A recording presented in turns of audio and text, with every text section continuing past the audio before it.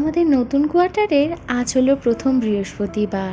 নতুন কোয়ার্টারে শিফট করেছি, তাই ঘরে একটু পুজো দেব। আজকে যেহেতু বৃহস্পতিবার রয়েছে, মা লক্ষ্মীর বার, তাই ভাবলাম মা লক্ষ্মীর ঘরটাকে নতুন করে আবার প্রতিস্থাপন করি। ঘর ট্রান্সফারের সময় সব জিনিসপত্র তো ওলটপালট হয়ে গেছে, আর ধুলোও পড়েছিল। এই আর্টিফিশিয়াল ফুলের মালাগুলো আমি সার্ফ জল করে ভালো করে ধুয়ে নিয়েছি, আর সমস্ত কিছু হাতের কাছে জোগাড় করে নিয়ে বসেছি। আর একে একে মা লক্ষ্মীর ঘরটাও প্রতিস্থাপন করে দিলাম। আর আজ তো বৃহস্পতিবার, মা লক্ষ্মীর বার। আজ মা লক্ষ্মীর ঘরটা প্রতিস্থাপন করার সব থেকে ভালো দিন। আর আমার মাও বলে দিয়েছিল যে বৃহস্পতিবার মা লক্ষ্মীর ঘরটা স্থাপন করে ঘরে একটু ভালো করে পুজো দিয়ে নিস।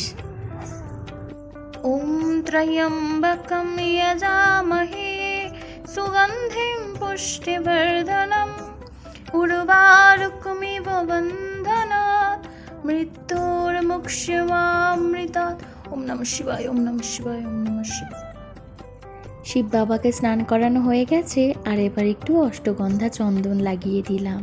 এই চন্দনটা আমি তো এখানকার মার্কেট থেকেই নিয়েছিলাম। সকালে যখন ও অফিসে বেরোয় তখন ওর সাথে আমিও নিচে নেমেছিলাম, আর নিচের গাছ থেকে অনেক ফুল তুলে এনেছি। আর কাঠগোলাপগুলো তো কালকের বিকালে আমি আর দেবলীনা দি একটু টাউনশিপে হাঁটতে বেরিয়েছিলাম, ওখান থেকেই অনেক ফুল নিয়ে এসেছি।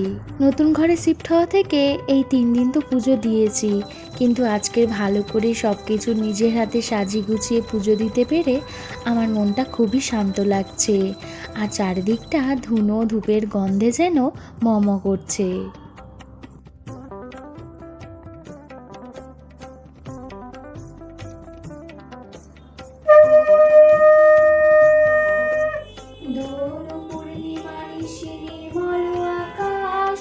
ধীরে ধীরে বহিতেছে মলয় বাতাস, লক্ষ্মী দেবী বামে করে বসি নারায়ণ, করেছে নানা কথা সুখে আলাপন।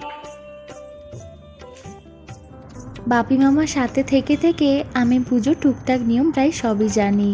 আমি যেইটুকানি জানি সেইটুকানি দিয়ে আর নিজের ভক্তি দিয়ে আজকের পুজো দিয়েছি।